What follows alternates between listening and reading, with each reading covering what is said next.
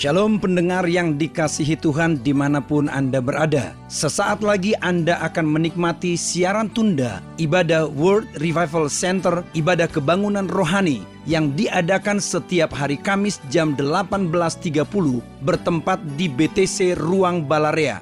Dalam ibadah ini kesembuhan selalu terjadi, dalam ibadah ini pengurapan selalu dicurahkan. Api Roh Kudus dicurahkan sehingga banyak orang mengalami pemulihan, mengalami kelepasan dan mengalami kesembuhan serta menerima berkat Allah yang luar biasa. Kami mengundang Anda untuk hadir dalam ibadah World Revival Center setiap hari Kamis pukul 18.30 bertempat di BTC Fashion Mall, lantai P1 Ruang Balarea. Selamat menikmati siaran tunda ini. Tuhan Yesus memberkati.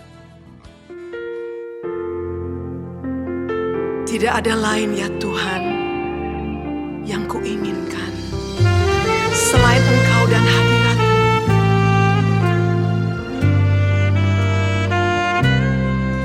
Ku datang menyembah di bait-Mu. Tiada lain, hanya Kau yang ku rindukan. Ku sujud menyembah di kaki-Mu, memandang wajah-Mu yang ku inginkan. Indahnya hadirat-Mu, mulianya kekudusan-Mu, membuatku tak mampu berpaling dari-Mu. Ajaibnya kuasa-Mu, ku kagum pribadi-Mu, membuatku menginginkan Kau lebih lagi.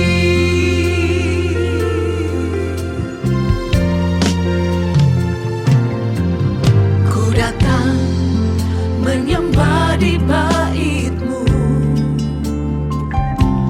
Tiada lain, hanya Kau yang ku rindukan. Ku sujud menyembah di kaki-Mu, memandang wajah-Mu yang ku inginkan. Indahnya hadirat-Mu, mulianya kekudusan-Mu, membuatku tak mampu berpaling dari-Mu. Ajaibnya kuasa-Mu, ku kagum pribadi-Mu, membuatku menginginkan Kau lebih lagi. Indahnya hadirat-Mu, indahnya hadirat-Mu Tuhan.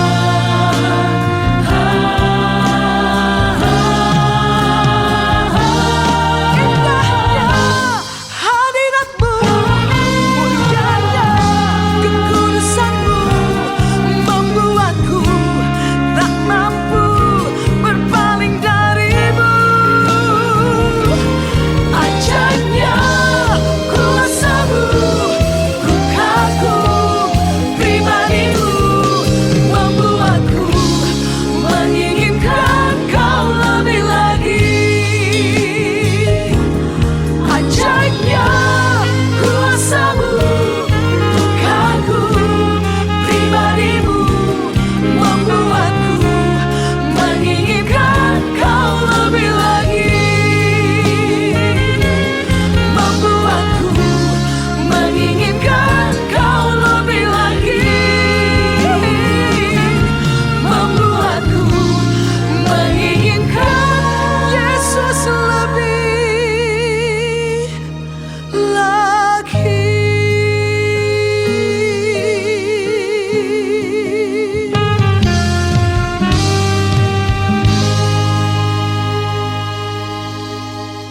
Haleluya.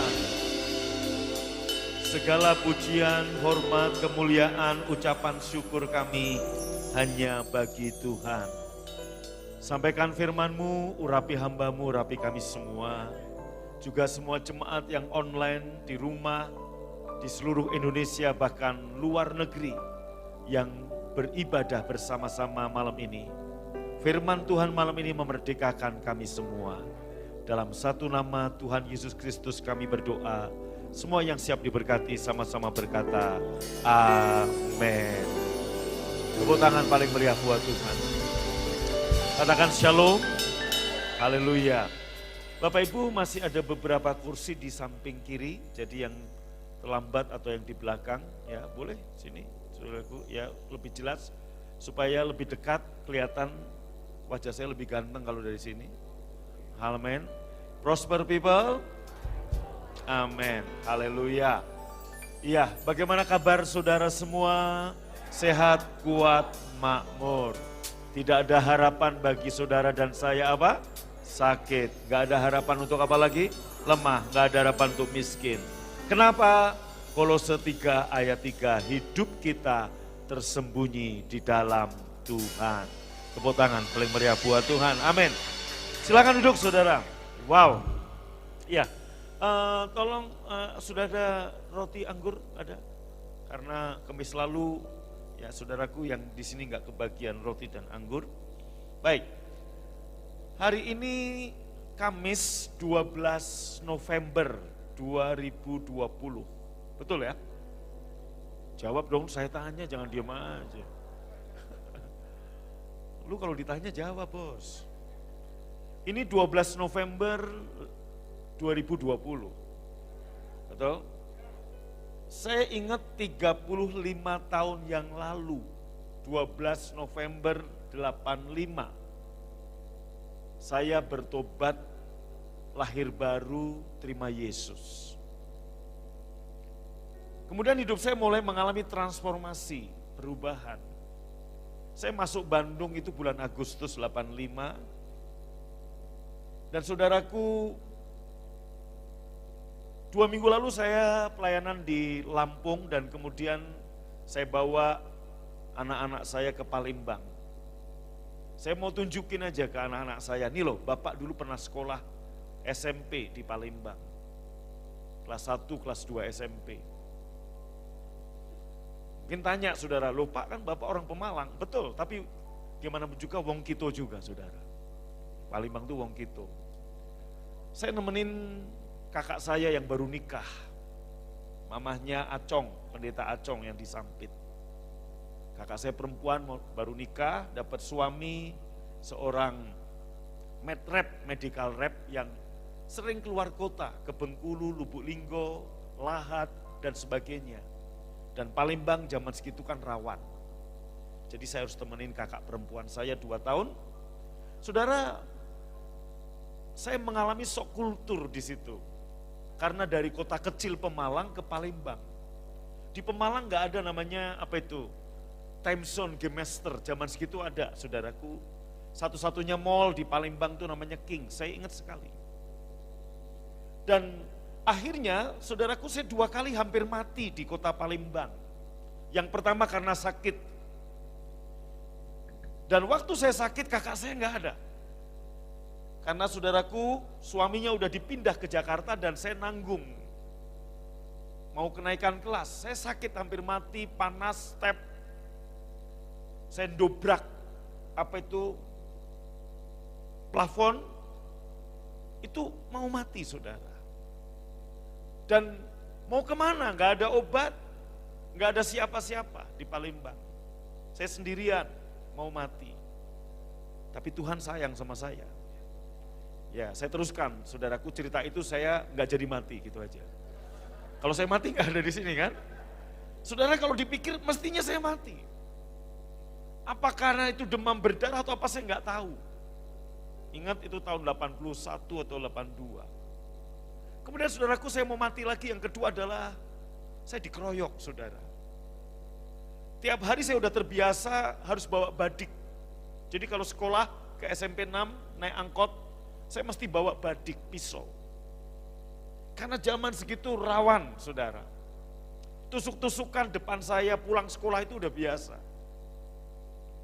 Dan karena walaupun saya orang pemalang, untuk jaga diri, bela diri, saya harus bawa badik juga. Saya belajar ilmu bela diri. Saudaraku, saya nggak mau hanya kungfu, karate yang pukul masih memar.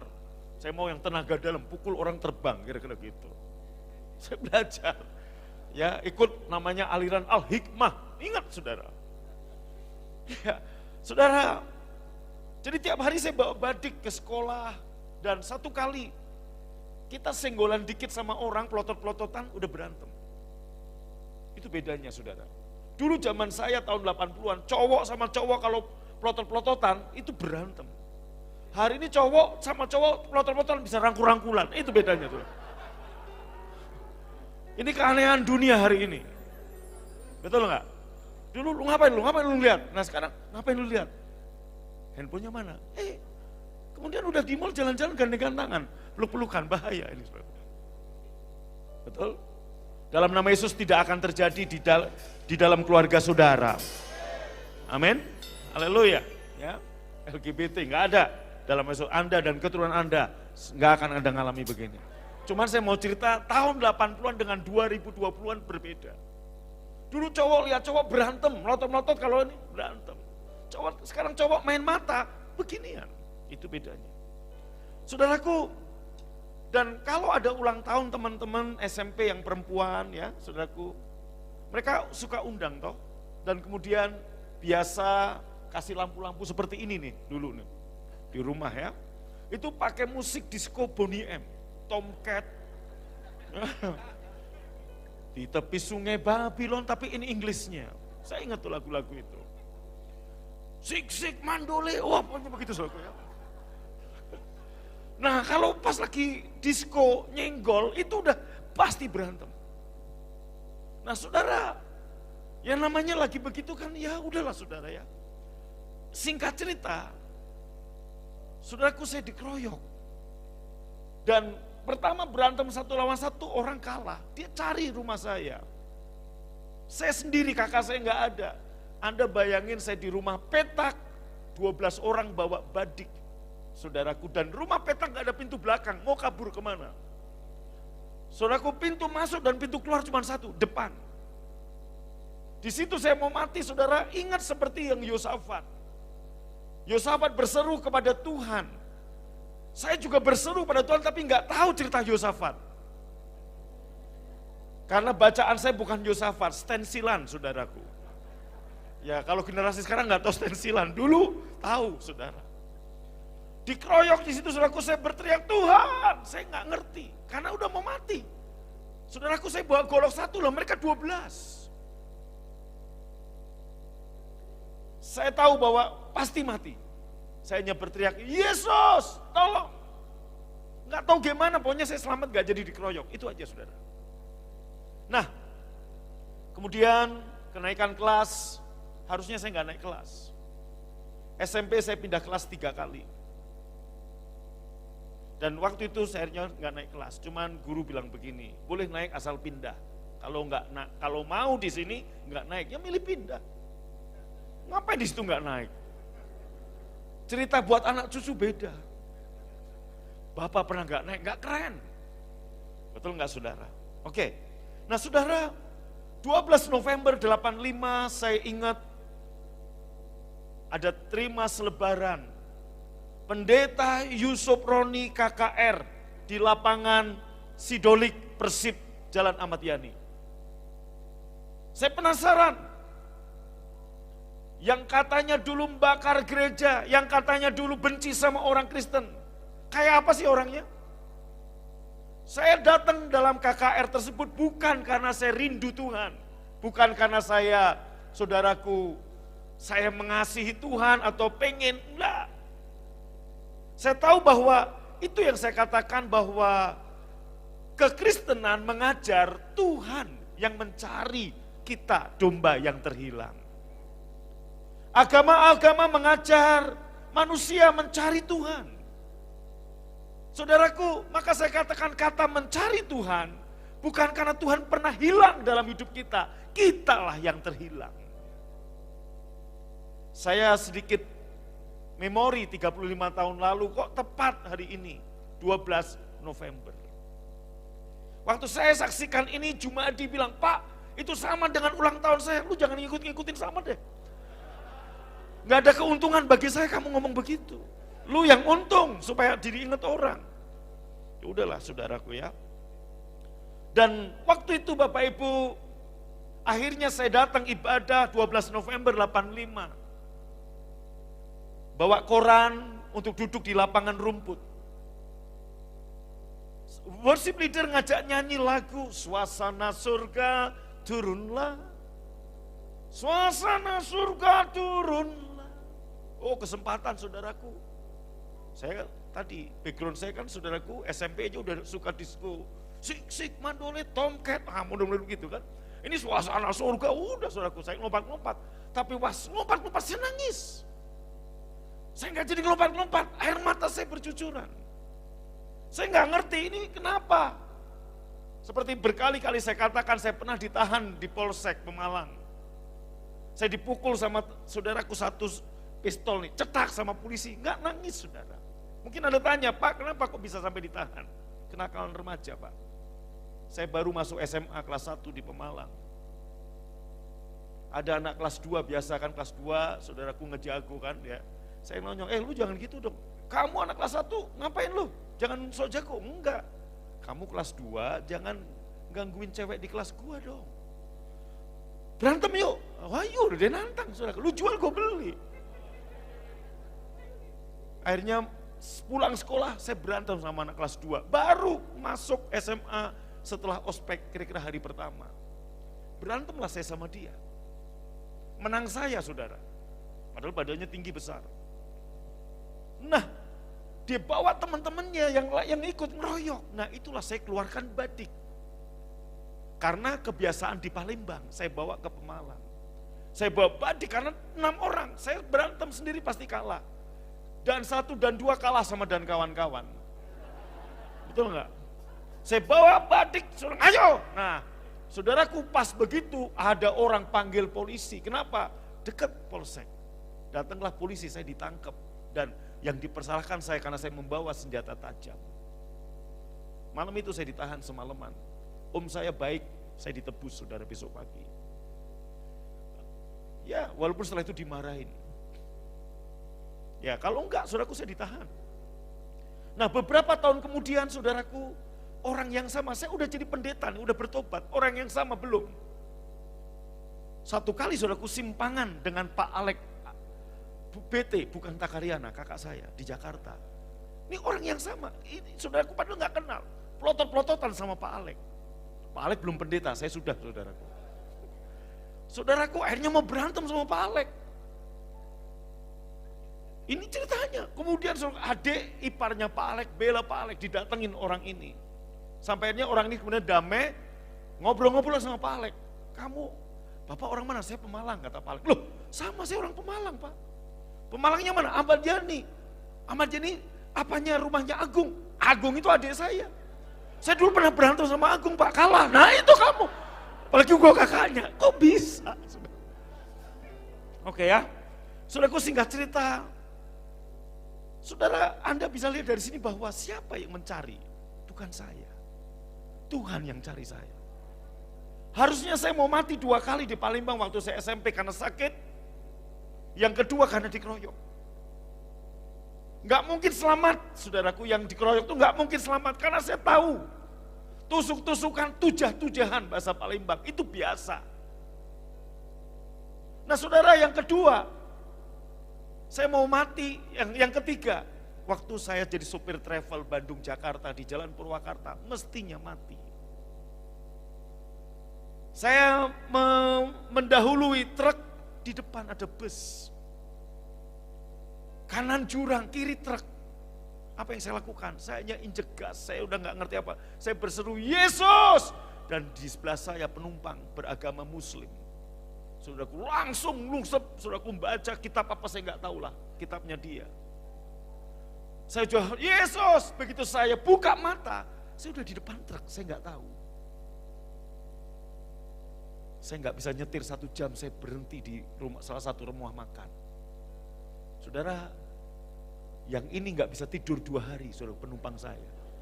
Karena dia ngebayangin. Dia bilang gini, loh di mana? Aduh saudaraku, itu cara Tuhan tolong saya. Saya mau lari dari Tuhan, maka saudaraku saya punya Jimny. Untuk mengingat kebaikan Tuhan. Itu Jimny. Saya bisnis Jimny, ini lagi Jimny. Saya kembali, saya mau cerita 12 November 85 di lapangan Sidonik. Bukan karena saya mau cari Tuhan. Bukan karena saya rindu beribadah. Justru saya pergi dari Pemalang ke Bandung, saya merasa bebas. Kenapa? Saudaraku, saya pisah dari om tante saya yang menurut saya mengekang saya. Saya nggak punya waktu main yang bebas. Karena gimana juga saya ponakan. Tapi di Bandung saya punya waktu bebas. Mau pulang malam, mau apa, saudaraku. Tapi 12 November itu waktu semua nyanyi suasana surga turunlah. Yang lain tepuk tangan, lompat-lompat. Awalnya saya ikut-ikutan, bahkan lebih heboh dari mereka. Tapi kemudian kok saya bercucuran air mata. Dan kemudian pendeta Yusuf Roni khotbah dari Kidung Agung pasal pertama, kita buka. Ayat yang kedua. Kiranya ia mencium aku dengan kecupan. Karena cintamu lebih nikmat. Tolong jangan saya yang digedein tulisannya. Kasihan Pak Tatang udah pakai kacamata Google nggak akan kelihatan tulisan sekecil itu. Nah gitu dong ya. Jangan sentimen sama yang rabun-rabun senja ini. Kiranya ia mencium aku dengan kecupan, karena cintamu lebih nikmat daripada anggur. Saudara, saya bertobat dengan ayat ini.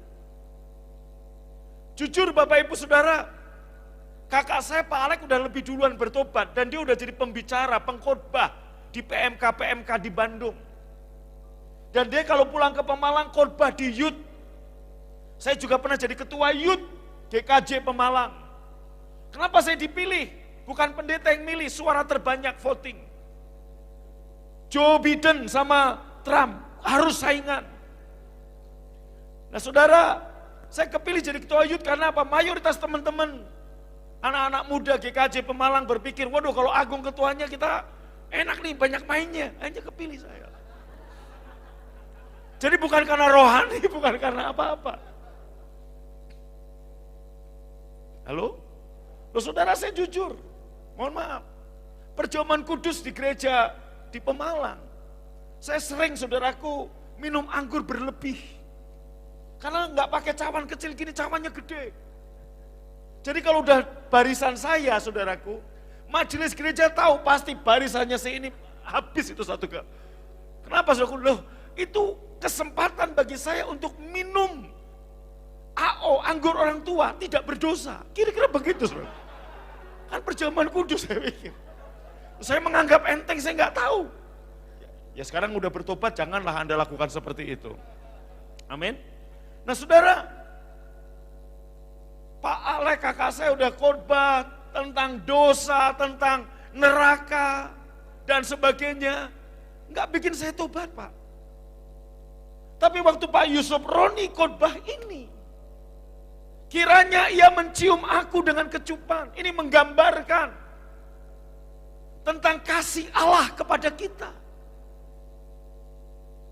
Cintamu lebih nikmat daripada anggur, cintamu lebih kuat dari maut. Saudara, Pak Yusuf Roni setelah membaca ayat ini, dia mengajukan satu pertanyaan. Siapa di tempat ini yang gak pernah dicium, yang gak pernah mencium? Suami istri, kenapa lu ciuman? Tahukah Anda, mulut siapa yang gak bau? Yang wangi itu pemanis, permen, alkohol. Yaitu obat cuci mulut maut itu. Ya. Mouthwash. Ya Listerine mereknya Bu. Ada juga betadine, mereknya ada betadine. Betul nggak? Ada merek betadine, Listerine dan sebagainya. Obat cuci mulut lah pokoknya. Itu yang wangi. Mulut siapa yang nggak bau? Tapi kenapa Anda mau ciuman? Jawabannya satu, karena cinta. Nah, Yesus Firman Tuhan berkata, kiranya ia mencium aku dengan kecupan. Ini bicara apa? Siapa yang gak bau di sini? Mulutnya siapa? Tapi kenapa kok suamimu, istrimu mau cium kamu? Karena cinta. Anak kecil saudaraku umbelen, ingusan. Bapaknya datang dipeluk, dicium. Kenapa bapaknya nyium? Cinta. Harvest anak saya kelas 6 sekarang. Anda tahu bahwa kelas 6 itu saudaraku suaranya udah mulai berubah. Dan bau bawang sudah mulai keluar dari tubuhnya. Betul apa betul? Waktu anakmu bayi, itu anak paling enak. Baunya saudaraku, bau bayi itu enak, kulit halus. Betul? Bau minyak telon. Tapi begitu udah kelas 6 itu perubahan hormon. Nah, tetapi kenapa saya tetap mau peluk anak saya? Karena saya cinta. Demikian juga saudaraku, kita ini udah bau karena dosa, kita bau karena kejahatan kita udah bau karena kebobrokan kita udah bau dengan segala tetek bengeknya. Tapi kenapa Tuhan mau datang mencium kita? Karena cinta. Saudaraku, saya mau memberi gambaran pada Anda sebab banyak orang Kristen gagal memandang Bapa itu adalah Bapa yang selalu baik dan kadang-kadang buruk. Saya mau kasih tahu Bapa yang saya punya, Bapa yang saya kenal, Bapa yang selalu baik. Betapa berharganya saya dan saudara di hadapan Tuhan. Anda bau dengan dosa, Anda bau dengan kebobrokan, tapi Dia mau mencium Anda dengan kecupan. Dan cintanya lebih nikmat dari anggur. Artinya saudaraku, Anda harus bisa merasakan kenapa Dia mencium Anda dan saya. Karena Dia cinta. Dan kalau Anda bisa merasakan cintanya, itu lebih nikmat dari anggur. Anda bisa mengalami kebaikan-kebaikan yang lebih dahsyat lagi. Amin. Kenapa Tuhan izinkan? Kenapa Tuhan gak izinkan saya mati saat itu? Beberapa kali kesempatan mestinya saya mati.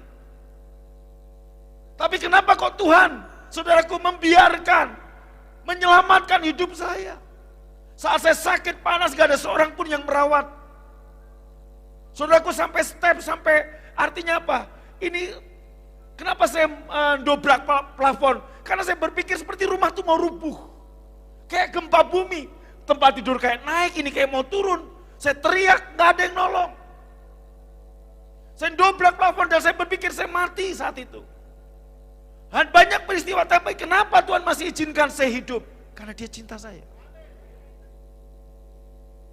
Amin. Maka Bapak Ibu, waktu Yesus berkhotbah tentang perumpamaan seorang anak bungsu yang hilang, yang kembali, sebenarnya Yesus sedang berkhotbah tentang siapa? Tentang dirinya sendiri. Anda harus bisa memandang pemahaman bahwa Bapa yang kita punya adalah Bapa yang baik. Tidak ada yang buruk padanya. Gak ada pemberian yang buruk daripadanya. Maka saudaraku, banyak orang berpikir, pada saat Anda membaca Alkitab, banyak orang Kristen berpikir bahwa semua Alkitab dari Kejadian sampai Wahyu adalah perkataan Tuhan. Tidak. Maka pada waktu Anda membaca Alkitab, tentunya Anda harus bisa memilah, saudaraku. Yang pertama, ada 3 pertanyaan yang harus Anda lakukan saat kita membaca Alkitab. Pertanyaan pertama, siapa yang sedang berbicara? Sebab dalam Alkitab yang kita percaya sebagai firman Tuhan ini, Tuhan terbuka, tapi gak semua adalah perkataan Tuhan. Bahkan perkataan setan pun ada dimasukkan di Alkitab. Saat setan, iblis membawa Yesus ke bukit pencobaan, ke bumbungan bait Allah. Dan pada waktu Yesus sedang berpuasa, lapar, setan yang ngomong, ada tertulis. Jadi gak semua yang tertulis di Alkitab adalah perkataan Tuhan. Termasuk, saudaraku, 41 pasal dalam kitab Ayub. Apakah itu perkataan Tuhan? Bukan, itu perkataan Ayub. Loh Pak, itu perkataan Ayub? Iya. Maka pertanyaan pertama pada waktu Anda membaca Alkitab, yaitu siapa yang sedang berbicara? Ayub berkata, saudaraku, Tuhan yang memberi, Tuhan yang mengambil. Ayub berkata kepada istrinya, kamu jangan hanya mau terima yang baik dari Tuhan, tapi gak mau terima yang buruk. Saya mau kasih tahu, itu bukan perkataan Tuhan, itu perkataan Ayub.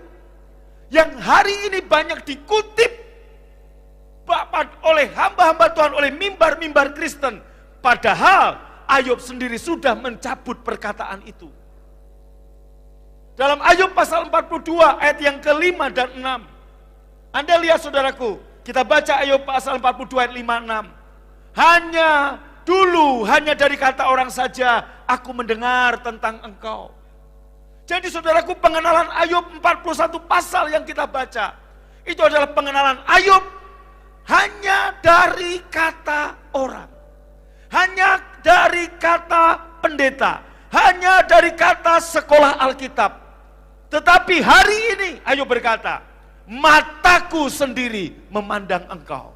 Maka Bapak Ibu Saudara yang dikasihi Tuhan, dengar, kenali Tuhan bukan hanya karena kata pendeta, kenali Tuhan bukan hanya karena kata sekolah Alkitab, kenali Tuhan bukan hanya karena kata teman-temanmu, tapi matamu harus sendiri memandang Tuhan. Kamu harus memandang, mengenal Dia. Amin. Maka saudara, seperti tadi kemarin saya katakan, hari Sabtu saya menghadiri sebuah ibadah pemberkatan nikah. Seperti yang sering saya temukan, 95% lebih gereja saat pemberkatan nikah selalu ikrar janji nikahnya adalah setia dalam sehat dan sakit, kaya dan miskin, suka dan duka. 23 tahun yang lalu waktu saya mau menikah, saya udah gak pakai itu. Karena apa? Saya tahu bahwa itu bukan perkataan Tuhan. Tuhan gak mungkin. Kenapa kita udah katakan sehat, kuat, makmur, gak ada harapan untuk kita sakit, miskin dan lemah. Kenapa kita masih mau mengakuinya, memintanya lagi? Pak, tapi kenyataannya kan dalam hidup ada sehat, ada sakit. Karena kamu mengakui. Iblis masuk dalam celah pengakuanmu. Hidup dan matimu ditentukan oleh lidah. Siapa suka menggemakannya akan memakan buahnya.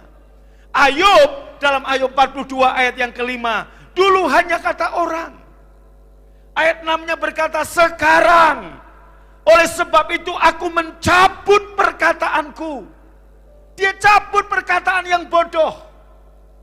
Saudaraku, jangan pikir Pak Ayub orang saleh. Betul, justru kita ditunjukkan oleh Tuhan, sesaleh apapun Ayub, dia nggak bisa selamat dengan kesalehannya.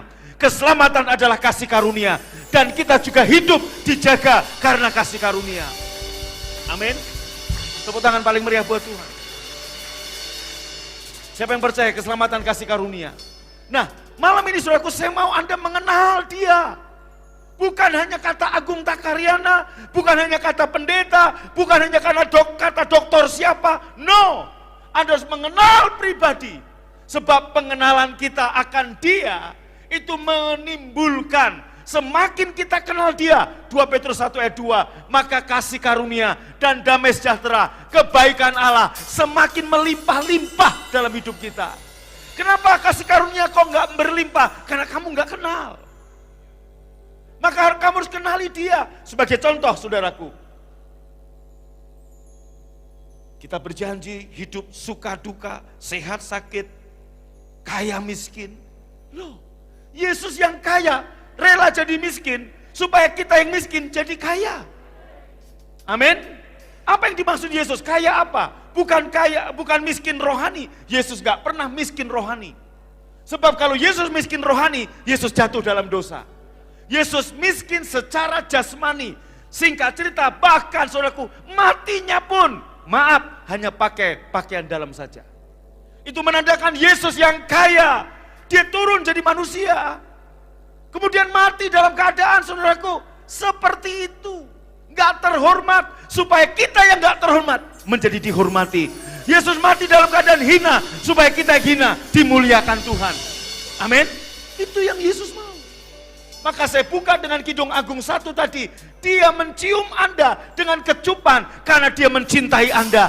Dia gak memandang Anda, sebau apapun Anda, sebut apapun saudara, Anda yang Anda mendengar lewat tayangan YouTube, Instagram maupun Facebook. Dia mau mencium Anda karena dia mengasihi, dia mencintai Anda tanpa syarat. Boleh beri tepuk tangan paling keras buat Tuhan. Amin. Dan saya mau memberi pandangan yang benar kepada saudara. Maka tadi saudaraku, pada waktu saudara dan saya membaca Alkitab, ajukan dulu satu pertanyaan. Siapa yang sedang berbicara? Yang kedua, Bapak Ibu Saudaraku, kepada siapa mereka sedang berbicara? Ini pertanyaan pada waktu Anda membaca Alkitab, kepada siapa mereka sedang berbicara? Halo? Contoh saudaraku, seringkali Yesus menjawab pertanyaan dari orang-orang Farisi dan orang-orang ahli Taurat. Tentunya berarti jawaban Yesus itu kepada ahli Taurat, kepada orang Farisi. Bukan kepada saudara dan saya yang sudah ditebus. Nangkap? Maka pertanyaan yang kedua pada waktu Anda membaca Alkitab, Anda harus mengerti kepada siapa ayat itu bicara. Satu contoh, Paulus ngomong sama Timotius, kamu harus minum anggur supaya pencernaanmu oke.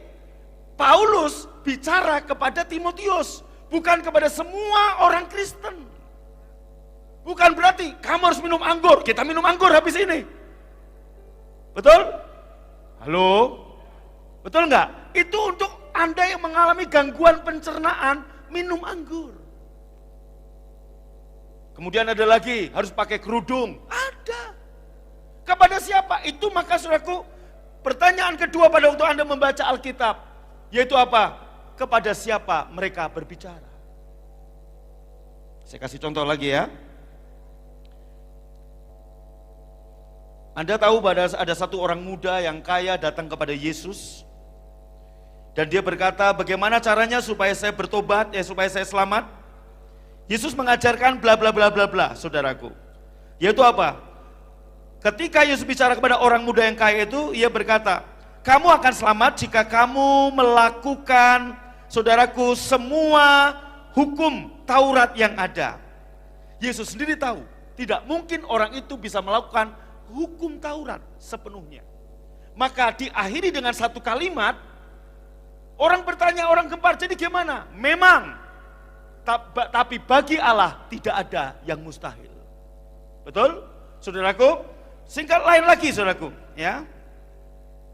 Maka Bapak Ibu Anda lihat dalam Roma pasal 10 ayat 13, sebab barang siapa yang berseru kepada Yesus akan diselamatkan. Tapi kepada orang muda yang kaya, kalau kamu melakukan ini semua, kamu selamat. Orang muda ini berkata, Tuhan aku udah melakukan semua, aku begini.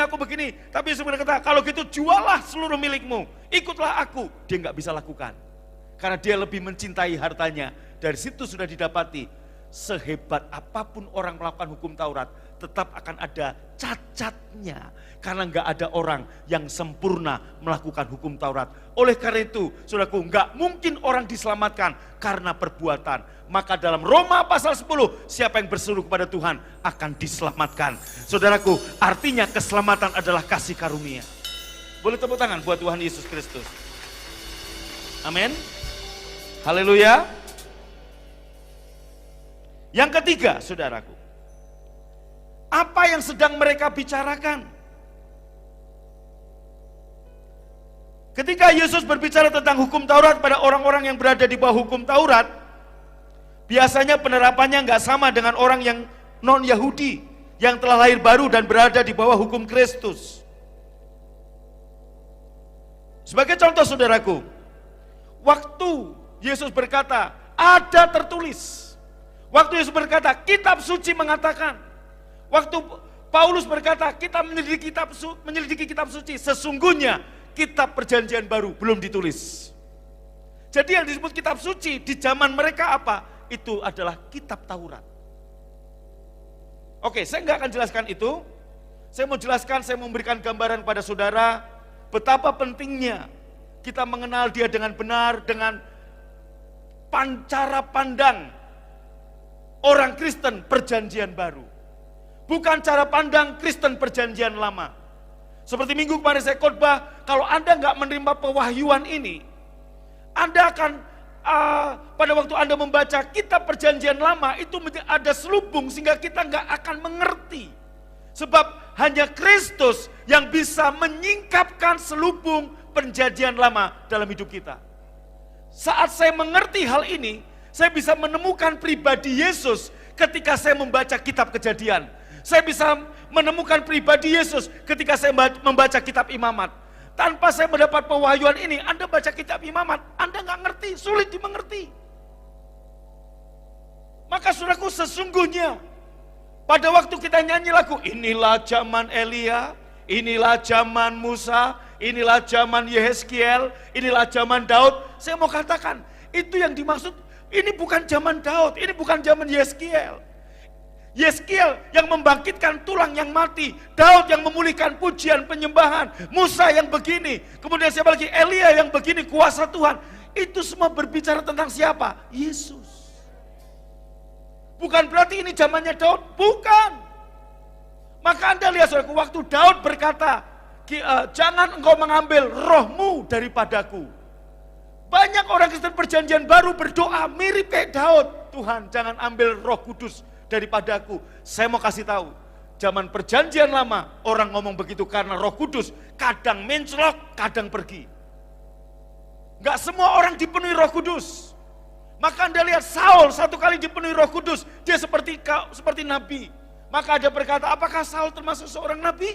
Nah, tetapi dalam Perjanjian Baru, begitu Yesus terangkat ke surga, dengarkan baik-baik, Roh Kudus turun, itu tinggal dalam hati saudara. Dan dia tidak pernah meninggalkan saudara, selama-lamanya ada di sini. Jadi kalau ada orang Kristen Perjanjian Baru berdoa, Tuhan jangan ambil rohmu daripadaku, saudara gak ngerti Alkitab. Maka saya katakan, baca Alkitab harus ngerti dulu. Kepada siapa Yesus bicara? Siapa yang berkata? Ayub sendiri sudah mencabut perkataan. Banyak orang Kristen mengutip perkataan Ayub. Tuhan yang memberi, Tuhan yang mengambil. Bapak mana yang mau ngambil apa yang sudah diberikan pada anaknya? Kalau saya berikan mobil kepada anak saya Chris, saya ambil karena saya tahu mobil dia sudah cukup tua, saya akan ganti yang lebih baik. Kalau saya ambil baju saudaraku, ya Budion, saudaraku kasih saya baju dan celananya Revival. Pak, ini kasih aja pasukan pingpong. Kenapa? Ini kan punya Revival. Udah, nanti mami beliin yang lebih bagus. Kenapa saudaraku? Karena kalau Revival dikasih tahu, Val ini enggak enak nih, udah bolong, adem. Nah itu dia. Biasa saudaraku, jangan nanti dibiasakan nanti kamu nikah. Istrimu pakai daster kembangnya udah luntur, kamu pakai kaos yang bolong-bolong, adem angin masuk, saudaraku jangan. Nah, saudaraku, akhirnya tanpa sepengetahuan Revival, Budion taruh di tas saya, tas olahraga. Ya udah saya kasihin ke teman-teman pingpong nih, ada kaos. Nah, saudaraku, kenapa diambil? Karena mau diganti yang lebih baik. Bapamu yang di surga jauh lebih baik dari itu. Yang mengerti tepuk tangan paling meriah. Amin. Haleluya. Maka saudaraku, pada waktu Yesus berkhotbah memberikan perumpamaan tentang anak bungsu yang hilang. Saya mau tanya, bapak di dunia mana yang bisa melakukan seperti bapak yang dalam Lukas 15? Enggak ada. Kalau lu punya anak, anakmu kurang ajar kayak anak bungsu, ngabisin separuh hartamu dengan pelacur, dengan judi, dengan mabuk-mabuk, dan kamu jatuh bangkrut, kemudian kamu balik, bapakmu mau terima kamu seperti itu? Enggak ada. Yang bapakmu lakukan mungkin malah tulis di koran, kamu utangnya banyak, supaya bapakmu enggak diteleponin debt collector. Mungkin tulis di iklan, putus hubungan. Mungkin. Saya sering mendapati seperti itu. Saya pernah tanya, ada seorang bapak konseling sama saya, Pak, saya terpaksa tulis begitu. Kenapa? Saya buat, Pak. Kenapa? Saya ditagih-tagih gara-gara anak saya. Sekarang anak bapak di mana nggak tahu. Pak, kalau ketemu dia tolong Pak suruh pulang. Ngapain? Saya mau pukulin dia. Itu. Tapi bapak yang Yesus katakan dalam Lukas 15, saudaraku, waktu anak bungsu itu datang, apa yang bapak ini lakukan? Dia ngeliat si gembel bau babi, gembel datang, yang dia lakukan, dia bukan nunggu. Dia bersemangat, berlari, menyambut, memeluk, mencium. Karena apa? Cinta. Halo? Saudaraku, ini bau babi loh. Dia makan makanan babi nggak bisa. Gini aja. Mungkin Anda, apakah yang gembel ini bau parfum? Enggak, dia bau babi. Siapa yang pernah makan sate kambing? Lambaikan tangannya. Anda pernah makan sate kambing, nungguin orang bakar sate? Sampai rumah bajumu bau apa? Bau kambing, bukan bau sate. Bukan sate kambing, saudara. Betul? Nah sama, anak bungsu ini berhari-hari ngurus babi. Anak bungsu ini berhari-hari ngasih makanan babi. Anak bungsu ini tiap hari tidur bersama babi. Dia bau babi. Anda lihat, kiranya ia mencium aku dengan kecupan. Bapak ini lakukan. Begitu anak ini datang, bapak ini berlari. Dia sambut anak ini, dia peluk, dia cium. Dihujani dengan ciuman, dihujani dengan kebaikan. Dia panggil karyawannya, bawa jubah, bawa sepatu, bawa cincin. Dan jadikan pesta. Hari itu, sore itu, irama gambus Timur Tengah berkumandang di rumah pengusaha kaya ini. Menjelang matahari terbenam, si sulung datang. Mana bahannya? What haven't I known? Nanti dulu, si bungsu nanya kepada karyawannya, ada apa di rumah? Si karyawan bilang, adikmu yang bungsu, yang hilang sekarang balik. Adikmu yang ngabisin harta bapakmu sekarang balik. Terus bapakmu sukacita, bapakmu bikin pesta. Anda lihat si sulung manyun ngambek gak mau masuk rumah. Bapak mana? Lihat anak sulung ngambek, udah gede loh, kerja di ladang. Bapaknya tetap keluar rumah. Orang kaya. Kalau Anda jadi bapaknya mungkin sama kayak saya juga. Biarin ntar juga balik, betul nggak? Nggak balik Pak, dia ngambek, biarin ngambek. Ntar juga datang, dia pasti butuh bapak kok, betul? Tapi ini bapak, wih, dia datengin anaknya. Semua siap untuk memuji Tuhan? Mari bawa hati yang bersyukur, bawa pujian pengagungan kita bagi Tuhan kita yang besar. Dia sanggup melakukan segala sesuatu. Dia Tuhan yang besar. Mari bersama-sama angkat pujian ini. Kita berkata, Tuhan sanggup, tak pernah gagal. Tiada yang mustahil bagi Dia. Di depannya sukacita melimpah, di kanannya nikmat senantiasa. Bersama-sama kita berkata, na na na na na, na na na na na. Aku bahagia, aku bahagia. Na na na na na, na na na na na. Aku anak raja, ahli waris kerajaannya. Sambil lihat kiri kanan, kasih senyum depan belakang. Mari kita puji Dia, kita katakan, ya Tuhan yang sanggup. Tuhan sanggup, tak pernah gagal. Tiada yang mustahil bagi Dia. Di depannya sukacita melimpah, di kanannya. Sama-sama katakan, nikmat senantiasa. Semua berkata, na na na na, na na na na na. aku bahagia, aku bahagia. Na na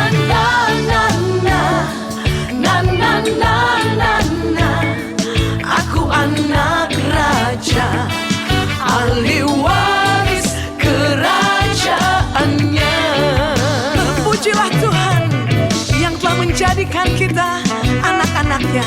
Mari yang bersuka cita di dalam Tuhan, ahli waris kerajaannya, angkat dua-dua tangan sambil suka cita. Puji Dia, angkat suaramu. Katakan na na na na na na na na.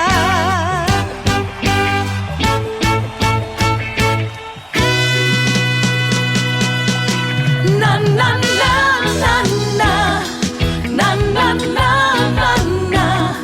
Aku bahagia, aku bahagia. Na na na na na na na na na na.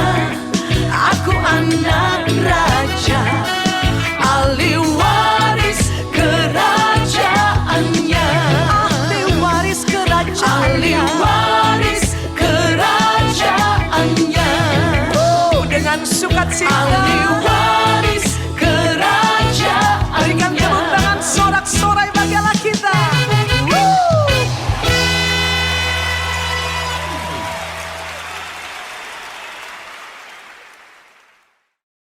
Anda baru saja mengikuti cuplikan siaran tunda ibadah World Revival Center yang terjadi di hari Kamis jauh lebih dahsyat dari apa yang Anda dengar. Oleh karena itu, kami mengundang Anda untuk hadir dalam ibadah World Revival Center setiap hari Kamis bertempat di BTC Fashion Mall, lantai P1 Ruang Balarea pukul 18.30. Dan bagi Anda yang rindu didoakan, SMS kami di 0818218737. Untuk informasi hubungi 6126088. Tuhan Yesus memberkati.